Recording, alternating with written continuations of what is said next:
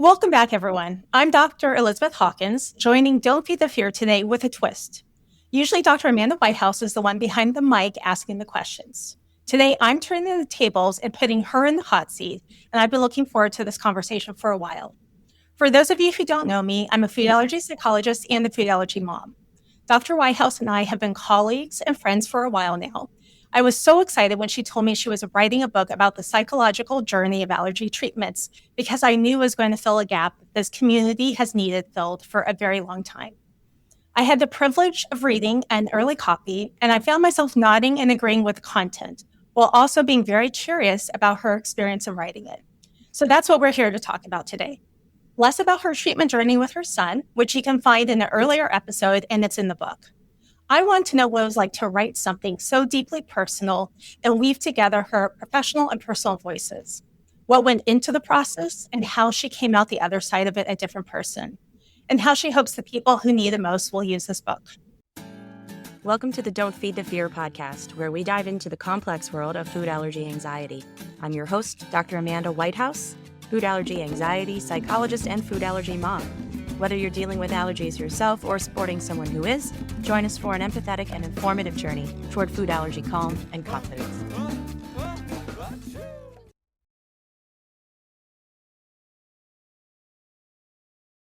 Welcome, Dr. Whitehouse, to Don't Feed the Fear.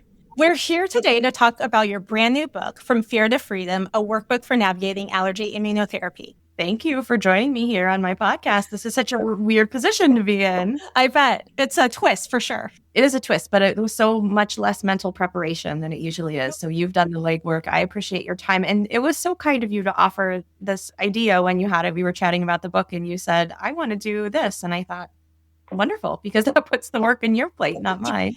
Yeah, I think it'll be a really fun conversation and helpful for people to get a look behind the scenes of what it was like to write this book. Yeah, well, it was a whirlwind. Hopefully I can remember. Yeah, well, can you start us off by telling a little bit about the book, how it came to be, and who the audience is? Sure. So this is good practice. I'm struggling with my elevator pitch for the book because there's so much in it. It is part informational text. So I have guests who join me on the podcast to talk about the different treatments, who are physicians in the field, who are sharing their perspective on what they want patients to know about each of those treatments or different angles of things you have to consider when you're making those decisions. And then, as you mentioned, part of it is memoir. It's my son's stories. And we've tried so many treatments that really we had something to speak about for a lot of the aspects of the book. And then the areas where we didn't, I pulled in some friends to share their stories about how they made their decisions and what the treatment was like for them so that the people reading it could see each kind of experience represented. Of course, everyone's experience is going to be different, but I think it's helpful to hear that from patients.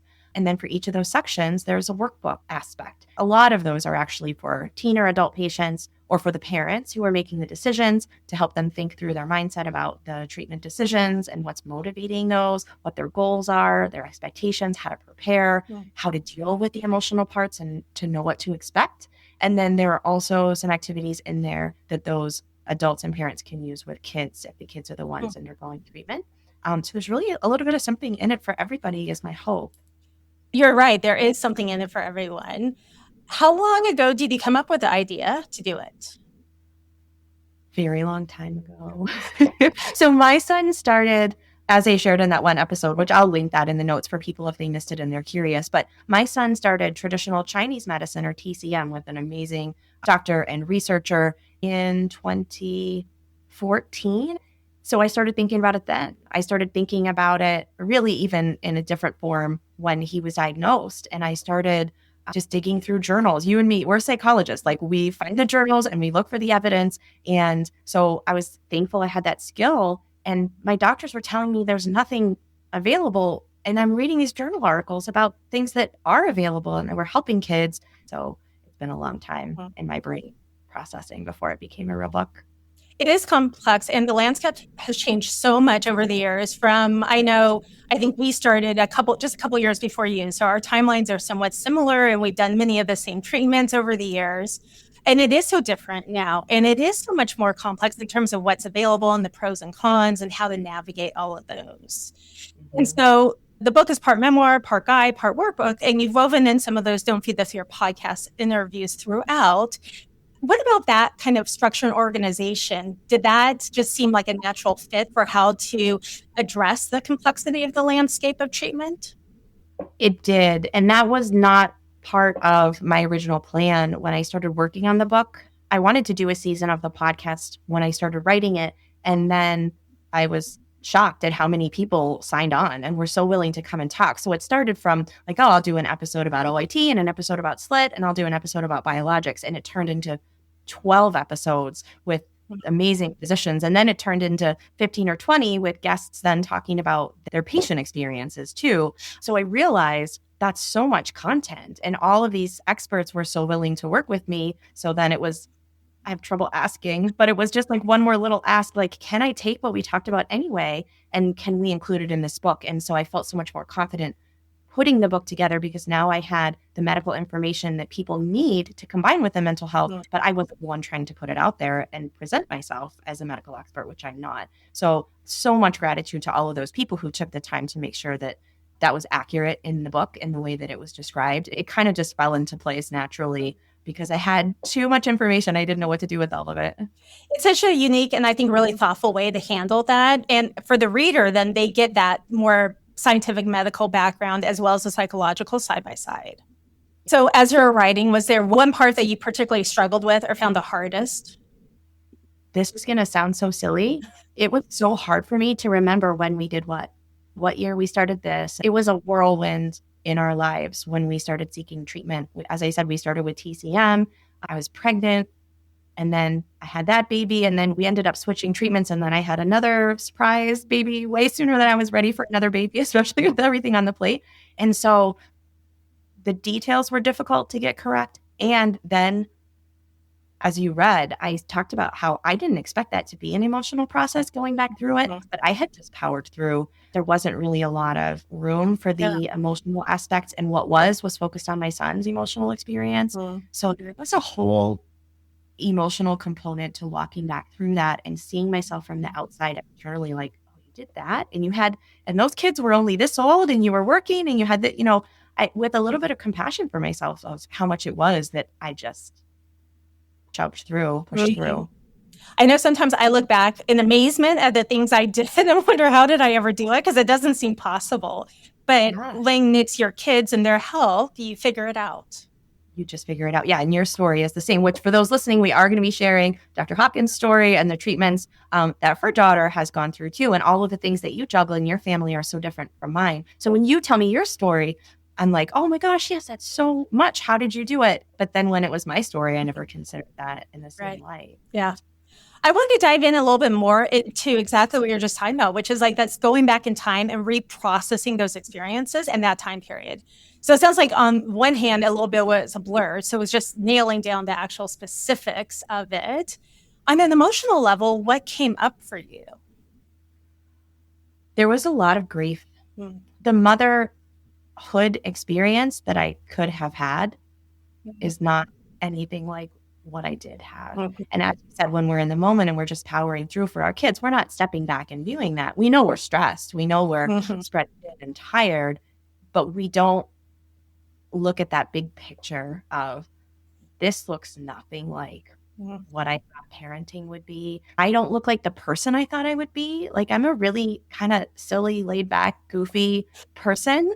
And it brought so much seriousness and so much rigor and so much control into parenting that I had perceived I would do so differently. And as a psychologist, I don't know if you can relate to this, but before I had kids, I was already in private practice. Like, I thought I was a great parent. I thought I knew so much information about parenting and child development and how I wanted to do it based on that. And this really flips a lot of that in terms of what we want to give our kids and ourselves, like the experiences that we want to have. So that was sad for me. I want you to answer that too. Did you experience that? You don't have to if you don't want to.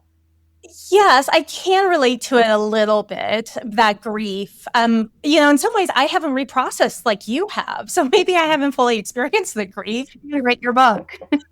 And I think a difference between us is there's also my second child, so I had an older one. So I'd had 3 years of being a mom before this entered into my life.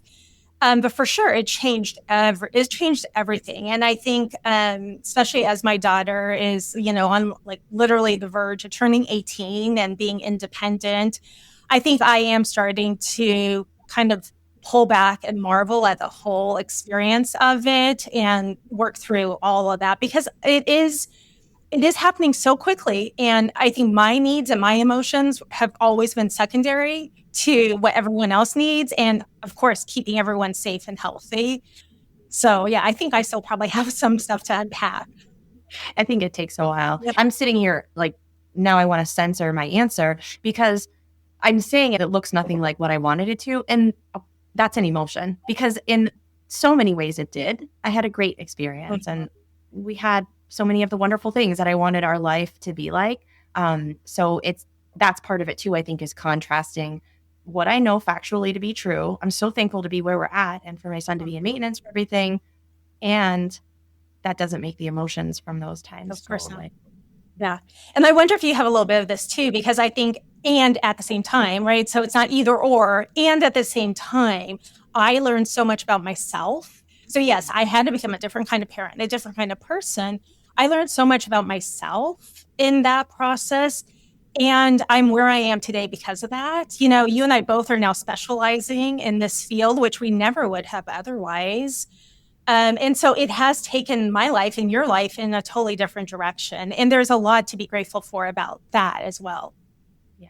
I was thinking just the other day about that and that illusion that I think a lot of us have, myself included, absolutely, that it's because of food allergies that this happened. And and if it weren't for the food allergies, we wouldn't have had these challenges. But most people have something. And if it's not one thing, it's another that would shape us in the same way. Some of it is specific to the medical context of diagnosis, but some of it is just very much a developmental process of becoming an adult and becoming a parent. And how are you going to respond when challenge arises? It might be when your son is first born like me. It might be you're 3 years into a parent and this is your second child. It might be until you're 60 and your parents get ill and it's a later in life thing, but we're all going to face something at some point that's going to define and shape and mold us differently than we anticipate. Yeah.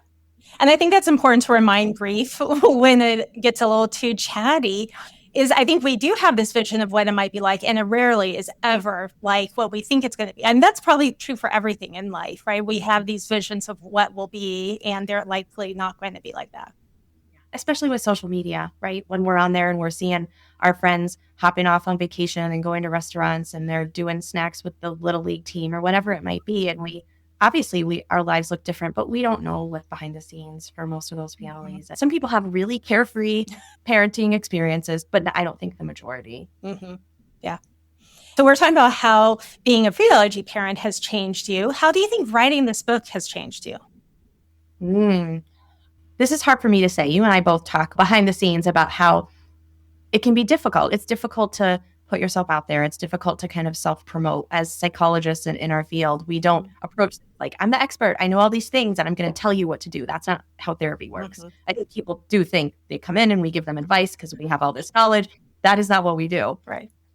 So I don't see myself in that way. And I think when I started writing the book, it made it a little bit easier to get some momentum because I had all these experts and factual information. It brought me this recognition of that I do know some things and have some valuable experience to bring to the table. And I can't claim all that. It's my son and it's all of the clients that have trusted me to sit through those experiences with them. But I kind of just collectively have gathered up so many people's life experiences, so much more than if it was just my own life, that I found myself having a lot to say. Like when I first wrote this book, it was over 400 pages. It was almost 450 pages. And I thought, well, that's certainly too long. But I think that helped me realize there's a lot that I have to share. And that I don't sound conceited. I hope people aren't taking that the wrong way. But I hope it comes across. I genuinely want to help people. And so it became this platform for me to develop that confidence and realize there is a lot that I can share with our community that can be helpful, and it felt really good to do that. I bet. And that is so interesting. I think sometimes that is maybe a little bit of a side effect of being psychologists like we are. We do have a lot. And I think when you combine all that, like you said, the clinical training, the research training, all of that background, I know you and I both have decades of experience working with families in various capacities. Then you layer in the personal experience we have of living this life for so long. And you combine those, then there is a lot, but we probably tend to undervalue that and maybe don't feel as sure in it as we should be. Right. Right. And it's natural for us to protect everything at all costs. Confidentiality is of the utmost. And I still am very careful about that, obviously, but we don't go around and talk about what our clients accomplished. And hey, I had this kiddo who did this thing and they were afraid of their food challenge and then they got through it. I can't go to the dinner table and tell my spouse that or talk to my kids about that. Or even with colleagues, it's very restricted in which circumstances we do that. And of course, until I met you, we don't have a lot of colleagues who do what we do or get it anyway. So I think that we're very protective. Yeah. And I think that extends into, like you said, us talking about even what we do and how do I present that on social media. And you and I both have been struggling with that. Like, what does that look like when these values and these pillars of my profession always come first? So the book was a little bit, I guess it gave me some flexibility and let me step outside of that a little bit. I didn't have to talk about my clients. I could talk about all these people who joined me and shared their stories willingly who were not clients, but then I could just bring in the tools that I had learned from my. As you say that, I'm thinking, I'm reflecting on how isolating our jobs can be for exactly the reasons you're just talking about, that we can't openly share. I mean, we can sometimes share a little bit about our emotional experience of it, but we're not sharing any details. And there's sometimes a parallel for a lot of the times, I think people in the food allergy community that, they might be the only people they know who are struggling with allergies, and they feel very isolated and alone in that. And I think that's such an amazing, wonderful thing about this book and the way you do weave in your memoir and your stories is it helps the reader know that they're not alone.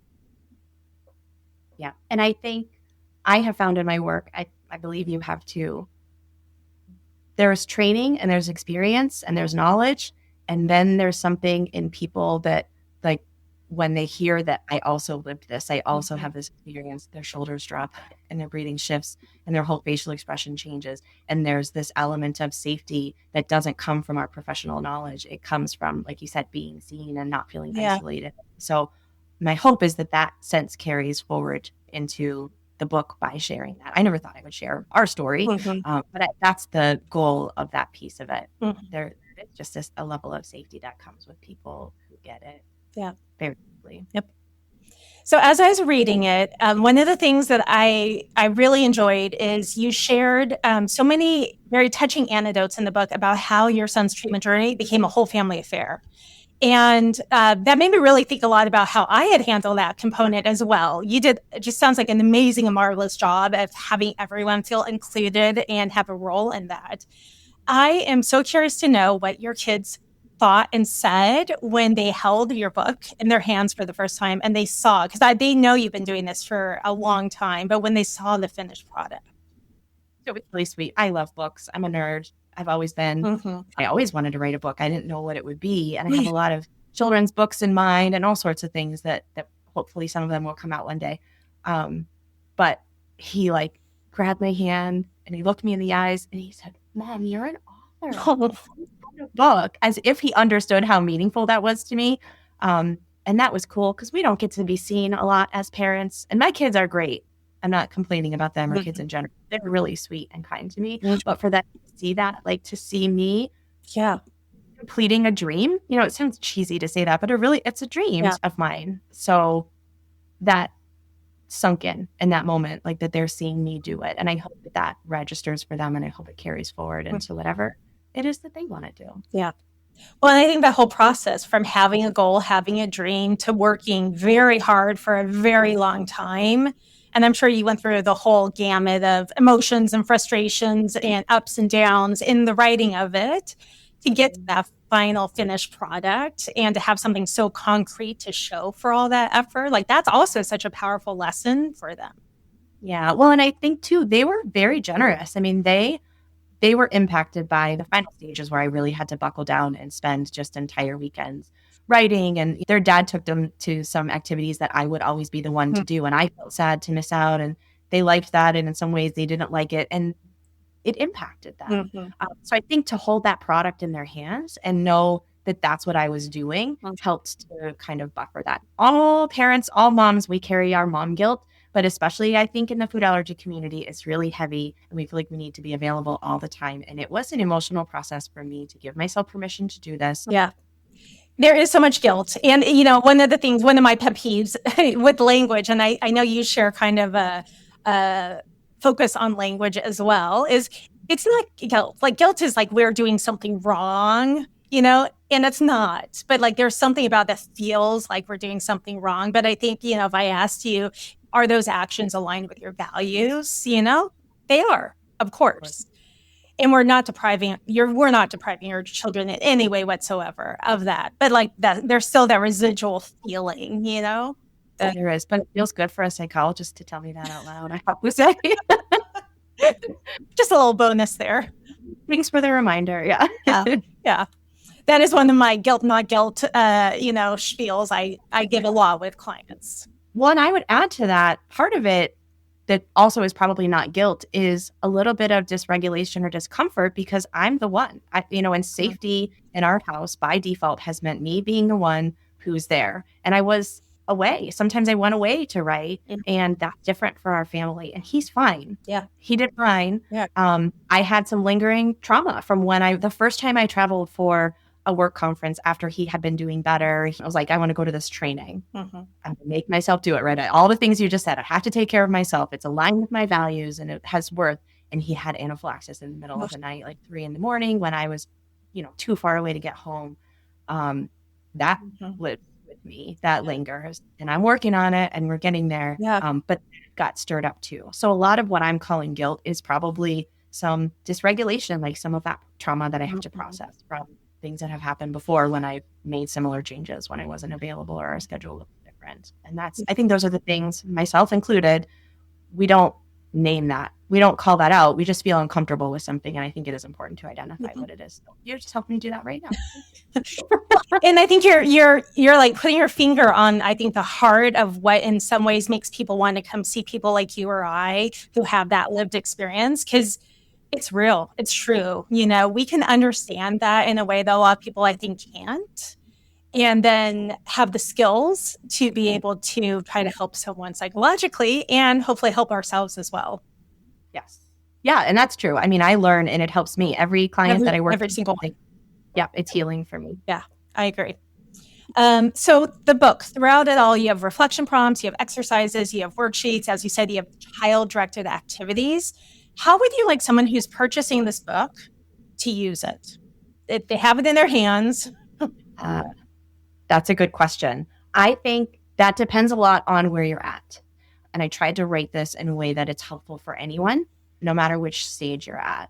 So I think that will look differently depending on where you're at. But even if you're someone who thinks that's not for me, I don't want to do any of those things, or they're not available to me, it's just not an option right now. Even for them, I think it's worthwhile because I think a lot of us say no or resist or turn away from an option out of fear, out of anxiety, out of trauma, and we don't know that. So I think it's worthwhile to buy a book and read about that and process that. And if that brings you more confirmation in your decision, I was right. I'm not making this decision out of fear. It's not avoidance. This is actually aligned with my values and what works for our family structure right now. That peace of mind, rather than like a lot of parents who are living with the guilt of, I should have done this. Oh, maybe I should have done it when they were younger. And now this is too late. And all of that pressure that gets put on us. I think this can lift some of that, even if treatment is not right for you or for your child. Yeah. So that said, I think everyone might look at different parts. It's not a read front to end. It's definitely a where are you at? There's something for you in that phase, no matter where that is. Even if you're done, there, I talk about how identities shift, what helps us when we reach maintenance and what that looks like. So I would like people to feel free to use it in the way that works for them, that meets them wherever they're at right now. It's utilizing it for whatever your needs are and flipping around and finding things and going back to the things that are hard for you and maybe revisiting something when things change. It's very much a flexible kind of like a menu of start wherever you're at. And I love what you're highlighting, because I think that guilt, going back to mom guilt, food allergy mom guilt, I think there is so much of that right now, especially for younger parents or parents of younger children, I should say, because there is so many options, and, they might not have heard about them from their allergist. A lot of them, they haven't, but they hear like vague references here and there. And there's a sense that they should know, they should be pursuing all these. And like you said earlier, you and I both were out there reading the scientific studies to the extent that they existed and trying to track down some of these treatments in the very early phases. But I think for them, there is this sense of it's so overwhelming. And how do you know which one is right? And they don't necessarily have a professional guiding them through. And so, of course, you're not their psychologist, and you're not there to offer medical or psychological advice to them specifically, but you're there to present the information.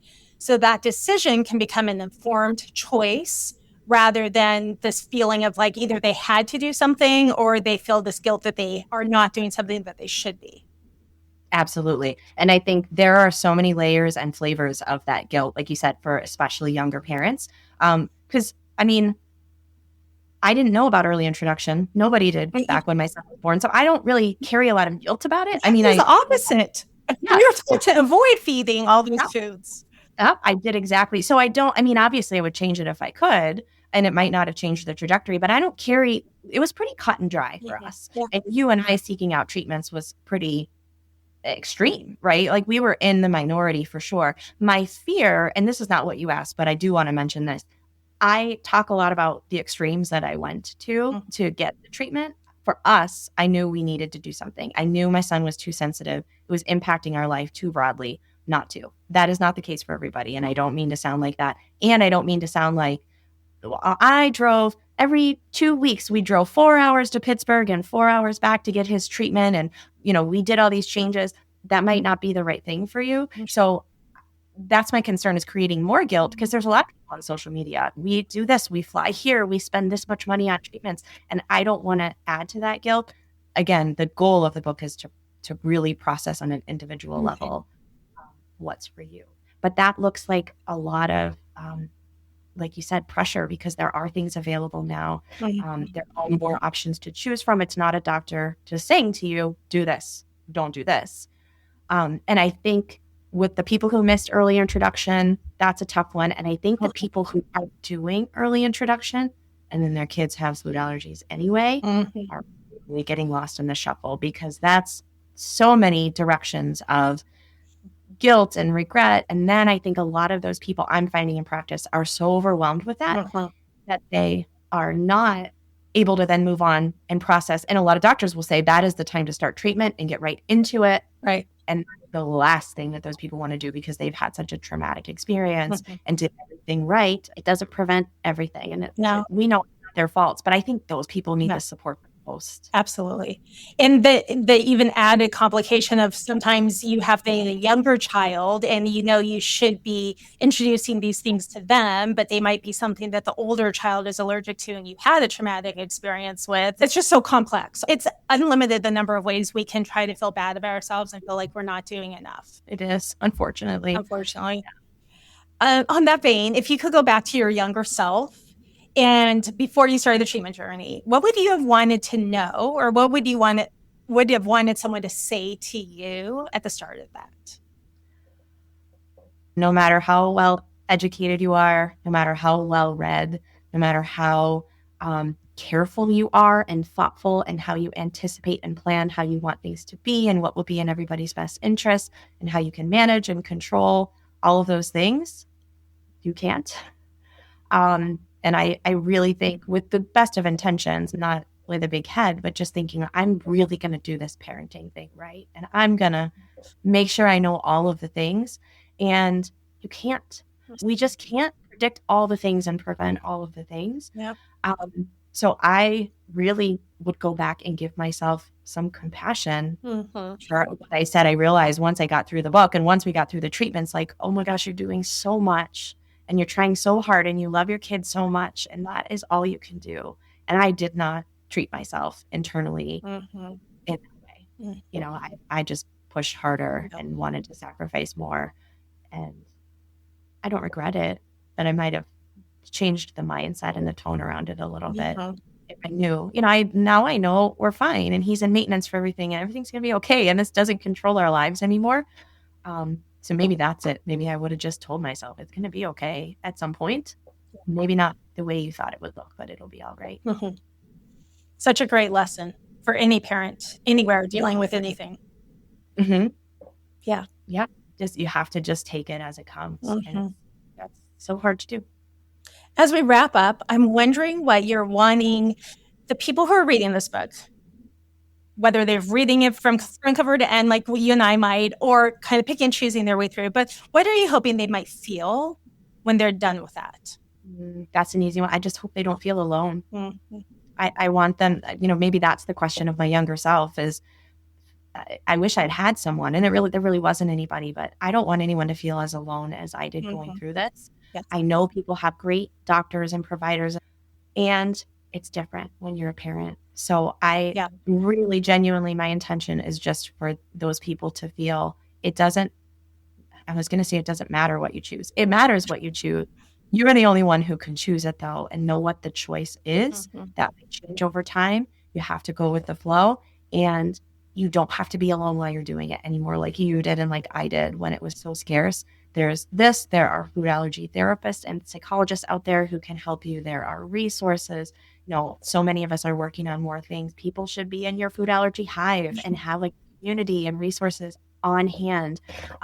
The same way we Google at night, like what is this rash? What is this? You know, you've created a resource where people can say, why do I feel like this? And right there on demand is a resource for them. They don't have to feel alone. Somebody understands it. There's so much of that out there. So find it in the format that works for you. And the two of us will continue to, as awful as we are at social media, we will continue to try to spread the word. I need to do our best. Yeah. I love ending on this. So like the two messages, compassion, self-compassion for ourselves, and this message of you're not alone. There are other people, there's other resources. People are here to help support you through this journey. And your book is an amazing contribution to that.